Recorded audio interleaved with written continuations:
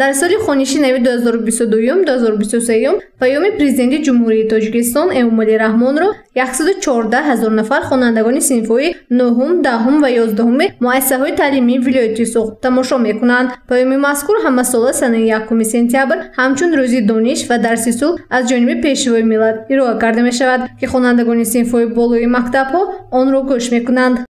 суханронӣ пешвои миллат президенти ҷумҳурии Тоҷикистон муҳтарам Эмомалӣ Раҳмонро бо иштироки хонандагони синфҳои 9-11 ва омӯзгорони муассисаҳои таълимӣ тамошои дастаҷамъона ба роҳ монда мешавад.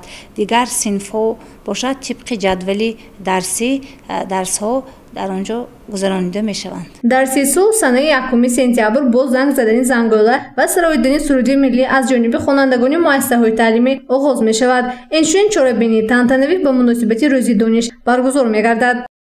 тибқи мактуби Вазорати Маориф ва илми Ҷумҳурии Тоҷикистон пагоҳ санаи 1 сентябр рӯзи дониш ва дарси сулҳ дар ҳамаи муассисаҳои таълимӣ новобаста аз шакли тобеаташон бо бардоштани ҷамъомади тантанавӣ бо бардоштани парчами миллӣ ва сароидани суруди миллии Ҷумҳурии Тоҷикистон оғоз мегардад. ҳамасола паёми президенти кишварро на танҳо хонандагони синфҳои болои мактабҳо, балки тамоми муҳассилини мактабҳои миёнаву олӣ ва омӯзгорон тамошо намуда, тибқи нақша баъд аз ироаи паём дарсомӯзии хонандагон оғоз хоҳад шуд. гузориши меҳрангези Абдуаҳад, Саид Мухтори Саиданвар ва Насим Раҳимов барои барномаи иттилоотии Хабар.